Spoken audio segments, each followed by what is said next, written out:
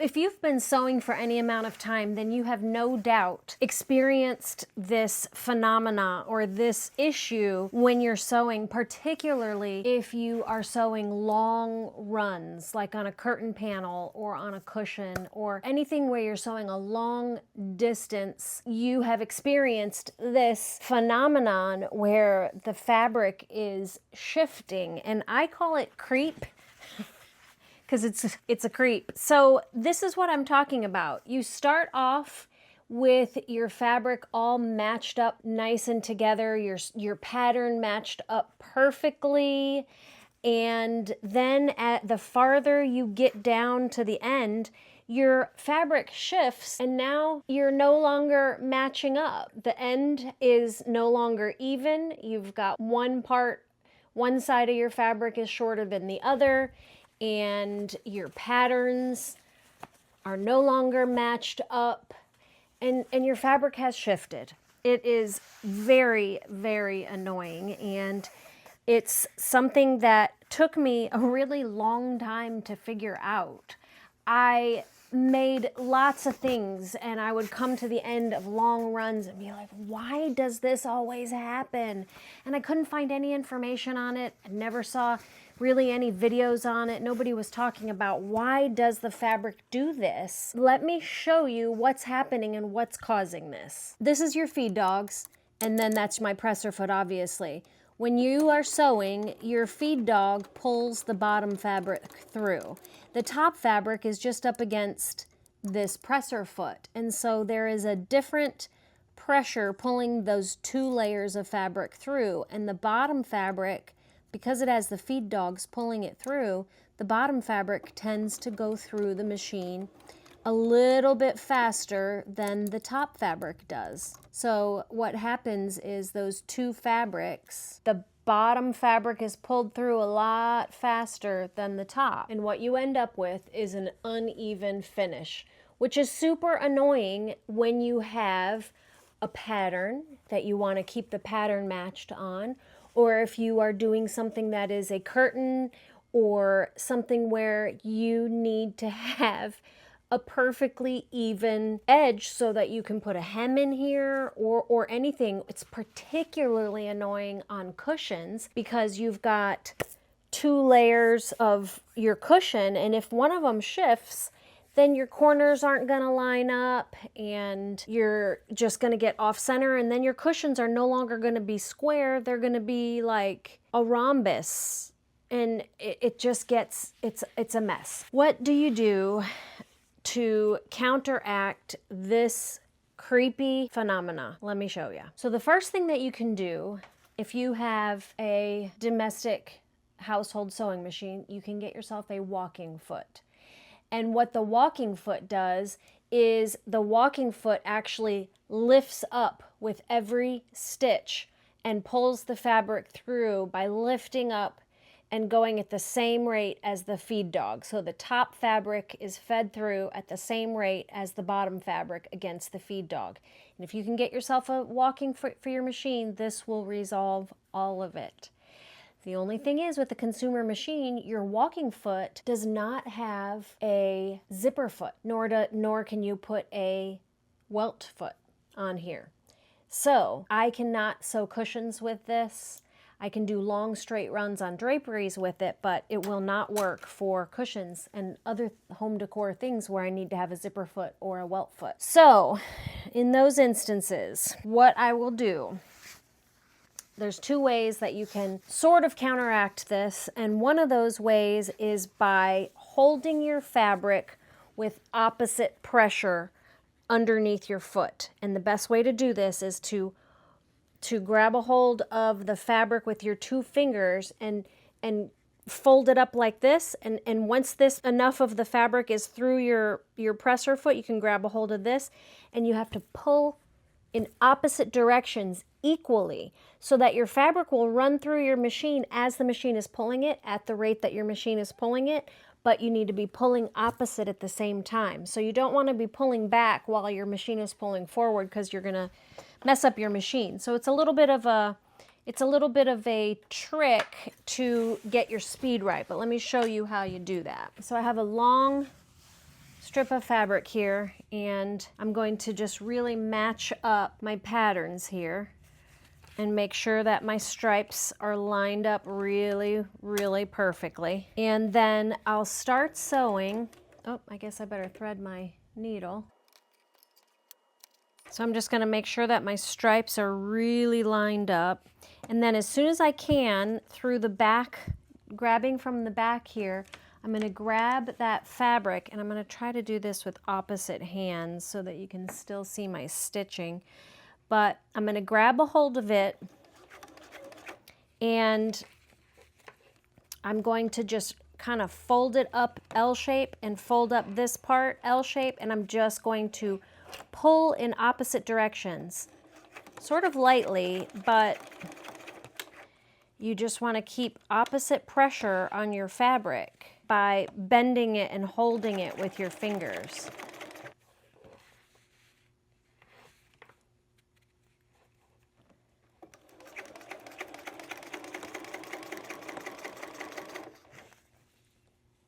It's really weird to be sewing opposite like this.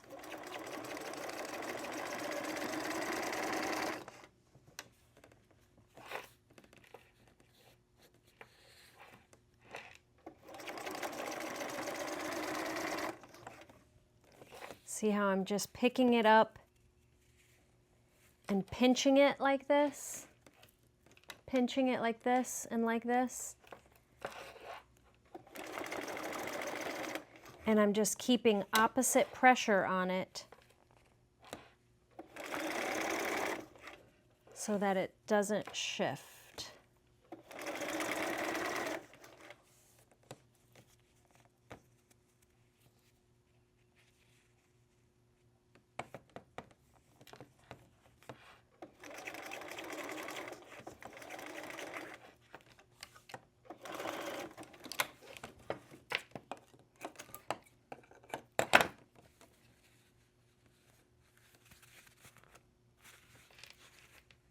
Okay, so that is one way to do it. Bad stitches, but that's one way to do it, is to keep opposite pressure on it. I wonder why my stitches are so bad. Well, oh, I've got an issue. I think I need to change my needle. Anyways, but that's how you keep opposite pressure on there to keep the patterns the same and keep the fabric from shifting. The other thing that I do is I will, like, there's some instances where you can't always keep really good opposite pressure on your fabric, like you can't grab it and pull it apart. So sometimes what I'll do, like if I'm pattern matching, I will put a pin right on the stripe in order to keep it from shifting. Now this will not, it doesn't completely keep it from shifting. The fabric will still shift underneath your presser foot with the pins in there. However, it will cause your fabric to get a tiny little pucker, but your fabric, your patterns will still stay matching at least. This is not the best way. The best way is just to have a walking foot on your sewing machine. But if you don't have a walking foot and you can't get yourself a commercial sewing machine with a walking foot, there are ways around it to combat that shifting or that creep of the fabric. So I'll show you what I mean on this with the pins. When you are sewing with pins, you really should take your pins out and not sew over them, although I have sewn over lots and lots of pins. But I will say when you get to a pin, you want to go really slow over that pin. Okay, now as you're seeing right here, let's see. Can you see that? Let me bring you in close. So you're starting to see right here that the fabric is shifting. The bottom's being pulled through faster and the top is not. So I'm getting a little bit of a bubble here because I've got some loose fabric on the top because the bottom fabric is tight and getting pulled through faster. So when you approach a pin, when your pin is in there, it's going to create just a tiny little ripple. And let me see if it'll show. Well, let me do one more. And you can sort of start to see that this fabric is starting to bubble up. There we go. And it's going to just sort of ripple there. Let's see how the matching is. Okay, so can you sort of see there's just a tiny bit of a pucker here? As if we were to keep going and go all the way to the end of this, there might be a deeper pucker there. But let's see if the patterns are still matched up. So the patterns are still perfectly matched up, but it does, when you put pins in, it does cause the fabric to get, okay, so you can kind of see it just a tiny, tiny bit right here. I don't know if you can see that little bit of a pucker on this side of the fabric. It'll cause little tiny puckers. So pins are another way that you can keep your fabric from coming out with your fabric completely off at the end. Pins will resolve it. However, it will cause these tiny little ripples in your fabric. Your pattern will match up, but you will have a little bit of a ripple. Most of the time, this, once it's pressed, it's going to be fine. The fabric will press out, and there is a chance you might actually get a little bit of a pucker that will show in there. But sometimes that's what you have to do, and you won't even see it because it'll be so small. So that's one way to resolve the issue.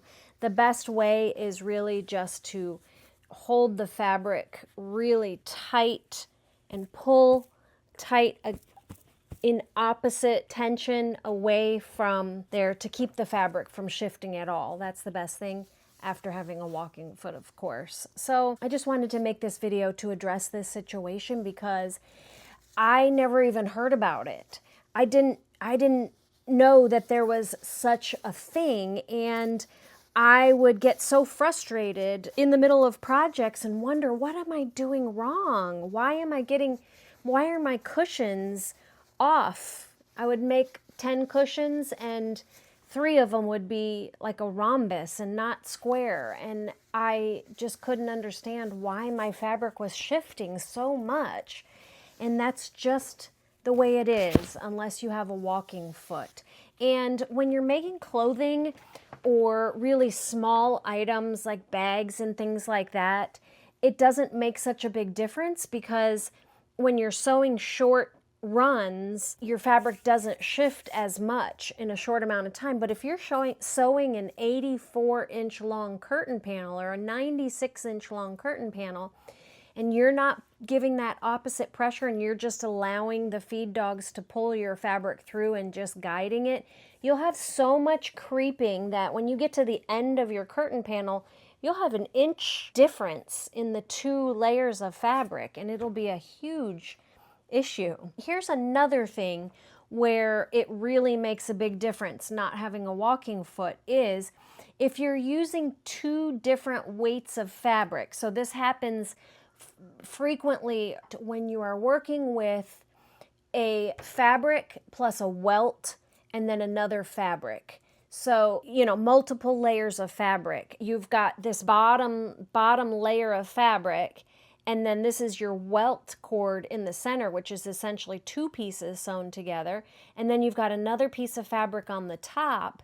Your bottom fabric will get pulled through way faster than your welt and your top piece of fabric. And so that will be a real problem. So if you don't have a walking foot in that situation, you definitely want to use pins and really give that fabric, hold tight to that fabric so that it's not shifting. It's a difficult situation to be in, and this is why I suggest if you can get a walking foot machine, a commercial machine with a walking foot, the sooner the better. It'll make your life a lot easier if you're going to be doing a lot of home decor sewing. Just wanted to make this video so you would be aware of it, so that when it happens to you, you're not wondering what it is you're doing wrong. You're really not doing anything wrong. It's just the nature of the way that the fabric goes through your machine.